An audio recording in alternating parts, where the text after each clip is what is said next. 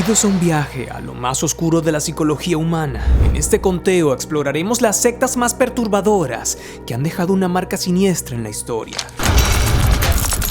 Ocultos en la oscuridad. Número 5.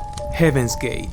San Diego, California, amaneció el 26 de marzo de 1997 con la noticia de un suicidio comunal. 39 personas muertas en una mansión sin ningún rastro de violencia. Se trataba de Heaven's Gate, una secta fundada en la década de 1970 por Marshall Applewhite y Bonnie Nettles.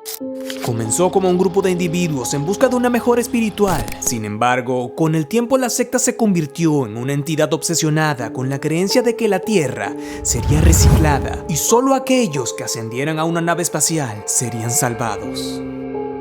En 1997, el mundo quedó horrorizado cuando 39 miembros de esta secta llevaron a cabo un suicidio colectivo en una mansión de California, vestidos en uniformes idénticos y con mantas púrpuras cubriendo sus cuerpos. Los seguidores esperaban ser transportados a un nuevo nivel de existencia. Este trágico evento ilustra hasta qué punto la sumisión a un líder carismático y las creencias delirantes pueden llevar a la autodestrucción. Número 4. La Orden del Templo Solar.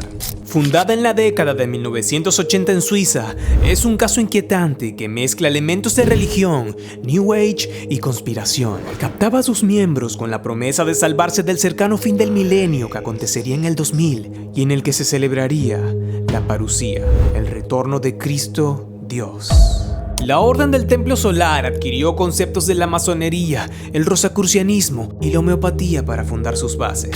En una tragedia aterradora, una secta dirigida por Luke Joret y Joseph DiMambro llevó a cabo un suicidio colectivo. Engañados con la promesa de realizar una transición al planeta Sirius, 48 personas se quitaron la vida. El 5 de octubre de 1994, las autoridades suizas descubrieron una escena de horror. Un hombre asesinado en una cama, un altar siniestro y 18 cuerpos dispuestos en un círculo, algunos con disparos en la cabeza y otros envenenados. Esto fue solo el comienzo de la tragedia. A 200 kilómetros de distancia, en Grange-sur-Salvan, otros 25 miembros de la secta fueron encontrados carbonizados en chalets incendiados. La mayoría murió por envenenamiento, mientras que varios adolescentes y niños fueron asesinados a tiros.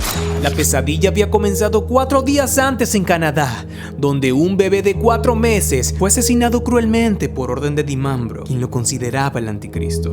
En resumen, este horroroso suceso involucró 48 muertes en un periodo de 4 días. Esta secta creía en la reencarnación y el fin del mundo. El líder Luke Joret ejercía un control absoluto sobre sus seguidores, ilustrando los peligros de combinar creencias esotéricas con fanatismo. Número 3. La familia Manson. Los asesinatos de 7 personas en menos de 48 horas a finales de los 60 en Los Ángeles representaron el triste final de una era. Los perpetradores fueron sentenciados a cadena perpetua, mientras que su líder se convirtió en un símbolo del mal. La familia Manson es un nombre que envía escalofríos por la espalda. A fines de los años 60, Charles Manson y sus seguidores cometieron una serie de asesinatos brutales. Manson utilizó la música, las drogas y su carisma para ejercer un control absoluto sobre sus seguidores, quienes adoctrinó con un cóctel de creencias extrañas y delirantes. Charles Manson, fallecido en prisión en 2017, es conocido por orquestar crímenes atroces. En los años 60, reclutó a jóvenes en su secta, poniendo fin al espíritu del movimiento hippie en un trágico episodio que marcó el verano del amor. Estos jóvenes, en plena efervescencia del movimiento hippie que buscaba desafiar las normas establecidas y la autoridad, siguieron las órdenes siniestras de Manson. Con solo 35 años, convenció a sus seguidores de que era la reencarnación de Jesucristo. En 1969, cometieron una serie de asesinatos bajo su dirección, con la intención de desatar una revolución racial. El 9 de agosto de 1969, miembros de la familia ingresaron a la casa de Terry Melcher, un productor de Hollywood que había rechazado a Manson en el pasado. Manson declaró: "Soy el diablo y he venido a ejecutar la obra del diablo". Torturaron, apuñalaron, dispararon y colgaron a 5 personas, incluida la actriz Sharon Tate, quien estaba embarazada. Trágicamente, su cuerpo fue hallado junto al peluquero Jay Sebring. La masacre continuó al día siguiente cuando Manson y algunos de sus seguidores atacaron la casa de Leno y Rosemary LaBianca en Los Ángeles, apuñalándolos y escribiendo "muerte a los cerdos" en las paredes. Manson junto a sus seguidores enfrentaron duras condenas por sus actos sanguinarios. La familia Manson es un escalofriante ejemplo de cómo un líder puede manipular y llevar a sus seguidores a cometer actos de violencia extrema en nombre de sus delirantes creencias. Los asesinatos brutales que cometieron siguen siendo recordados como algunos de los crímenes más impactantes del siglo XX. Número 2. Aum Shirinkyo. En la posición número 2 encontramos a Aum Shirinkyo, una secta japonesa que en Tokio en 1995 perpetró uno de los ataques más impactantes en la historia moderna. Mataron a 13 personas e hirieron a miles. Su líder, Shoko Asahara, mezcló el apocalipsis con el esoterismo y el culto a la personalidad. La obsesión de la secta por el fin del mundo los llevó a cometer actos de terror real, incluyendo asesinatos y ataques con armas químicas. Aum Shirinkyo, cuyo significado es verdad suprema, inició sus actividades en la década de los 80s como un grupo espiritual que combinaba creencias hindúes y budistas, incluyendo elementos de profecías apocalípticas cristianas. Su fundador, Shoko Asahara, afirmaba ser tanto Cristo como el primer iluminado desde Buda. Asahara construyó una base de seguidores en todo el mundo, hablando en universidades y escribiendo libros, llegando a tener decenas de miles de miembros en su apogeo, incluso entre estudiantes de universidades de élite en Japón. El grupo inicialmente prometió mejorar las vidas de jóvenes con altas expectativas académicas y carreras exitosas. Sin embargo, gradualmente se convirtió en un culto apocalíptico, creyendo en el inminente fin del mundo, en una tercera guerra mundial donde solo ellos sobrevivirían. La secta también se volvió más violenta, llevando a cabo secuestros, heridas y asesinatos, incluso usando agentes químicos y biológicos en algunos de sus ataques. El 20 de marzo de 1995, durante la hora punta, miembros de la secta ingresaron al metro de Tokio con bolsas llenas del agente nervioso gas sarin y lo liberaron perforando las bolsas con afilados paraguas escondidos en papel de periódico. El ataque resultó en la muerte de 12 personas y cientos de heridos. En los meses siguientes, la secta intentó liberar cianuro de hidrógeno en varias estaciones del metro. Este ataque de 1995 conmocionó a Japón, un país que se enorgullecía de su baja tasa de criminalidad y cohesión social. También generó preguntas sobre por qué la policía no había investigado las actividades criminales previas de la secta. Muchos miembros de Aum Shirinkyo fueron enjuiciados por el ataque y 13 fueron condenados a muerte. El último en ser juzgado en relación con el ataque del metro de Tokio fue Katsuya Takahashi, quien fue arrestado en 2012 tras permanecer prófugo durante 17 años y condenado a cadena perpetua. Makoto Hirata, otro miembro de la secta, fue encarcelado en 2014 por secuestrar a un hombre de 68 años y participar en 2 ataques con bomba. Shoko Asahara fue sentenciado a muerte y enfrentó 27 cargos de asesinato en 3 acusaciones separadas.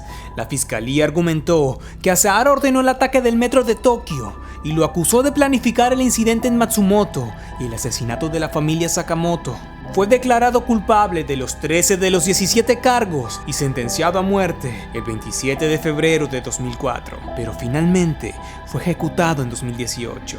El caso de Aum Shirinkyo ilustra cómo una secta puede trascender las predicciones y llevar a cabo actos mortales, dejando una cicatriz indeleble en la historia moderna. Número 1. El Templo del Pueblo. Terminemos con esto de una vez. Pongamos fin a esta agonía. Después de escuchar estas palabras pronunciadas por el pastor evangélico estadounidense Jim Jones, el 18 de noviembre de 1978, en un lugar remoto de Guyana, perdieron la vida 918 personas. Los medios que cubrieron la tragedia la calificaron como el mayor suicidio colectivo de la historia. Sin embargo, para otras personas como Laura Johnston Cole, una de las sobrevivientes de la masacre, se trató de un crimen mucho más grave. No fue un suicidio masivo. La gente no expresó un deseo de hacerlo. Fue un asesinato en masa, dijo Johnston Cole a la BBC. Pero ¿qué ocurrió aquel 18 de noviembre que causó semejante desenfreno de muertes, incluido el asesinato de un congresista y 3 periodistas? El Templo del Pueblo fue una agrupación religiosa fundada en los años 50, marcada por el secretismo y siempre liderada por un personaje destacado que pasó del anonimato a los titulares de los periódicos y las listas de las agencias de inteligencia de Estados Unidos. Jim Jones. Este hombre fundó el Templo del Pueblo en su ciudad natal, Indianápolis, estado de Indiana, en la década de los 50, con la idea de fusionar el ideal socialista en una comunidad sin frontera de raza o nacionalidad. El discurso de Jones tenía un atractivo tal que fascinaba a sus posibles adeptos, quienes pasaban por una fase de lealtad que se convertía en idolatría, llegando finalmente a un fanatismo radical. El poder que había adquirido se reflejó en una paranoia en la que Jones veía enemigos por todas partes e incluso llegó a afirmar que en 1967 habría una hecatombe nuclear que destruiría el planeta. Jones se sentía vigilado por el gobierno, lo que lo llevó a trasladar la secta a Guyana, una ex colonia británica ubicada junto a Venezuela, para evitar el acoso de la CIA y el gobierno estadounidense. En esta granja de más de 100 hectáreas, Jim Jones decidió crear su proyecto agrícola del Templo del Pueblo, al que llamó Jonestown en su honor. La popularidad de Jones creció tanto que llegó a financiar programas médicos y de ayuda social a través de su iglesia, y la comunidad de Jonestown llegó a tener 900 personas. Muchos miembros de la secta fueron a Guyana convencidos de que encontrarían el paraíso socialista que Jones les había prometido, pero lo que encontraron fue un campo de trabajo forzado en el que todos los miembros, incluyendo niños, tenían que criar animales y recolectar alimentos para el proyecto agrícola de Jones bajo la vigilancia de guardias armados. Las prácticas extremas de Jones incluían el uso de drogas en los miembros y obligarlos a reconocer legalmente a sus hijos como hijos de Jones.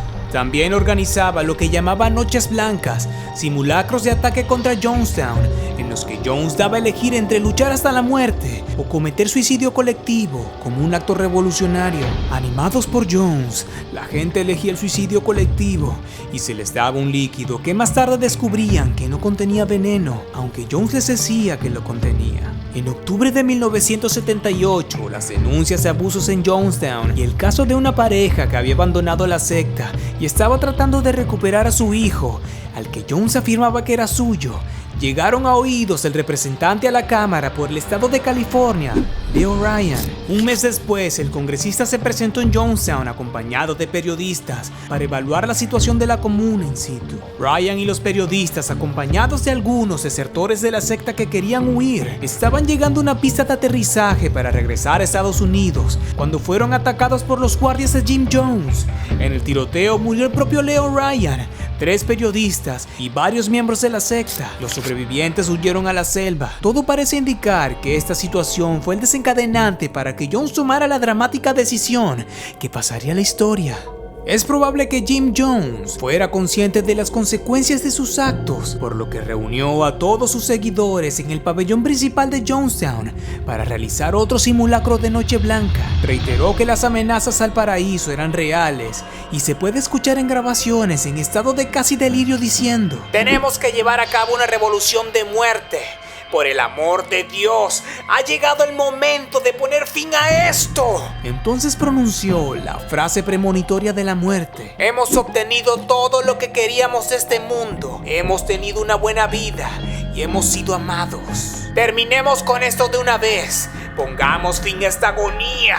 Las secretarias y enfermeras que trabajaban en Jonestown comenzaron a entregar frascos llenos de cianuro. La gente los bebió, incluyendo niños y bebés. Esa noche, 913 personas, entre ellas 276 niños, murieron al ingerir un jugo de frutas mezclado con cianuro, en lo que los medios de la época llamaron el mayor suicidio colectivo de la historia. Grabaciones encontradas posteriormente sugieren que muchos miembros no estaban de acuerdo con la idea del suicidio y que fueron obligados a hacerlo, y que se disparó contra aquellos que se negaron a ingerir el veneno. Jim Jones, el líder de la secta, fue encontrado muerto en su trono entre 2 cuerpos, con una herida de bala en la cabeza. Se desconoce si se le infligió él mismo o si ordenó a alguien que lo matara. Gracias por acompañarnos en este escalofriante viaje. Si desean seguir explorando las profundidades del terror y lo desconocido, asegúrense de suscribirse y activar la campana de notificaciones. Hasta la próxima.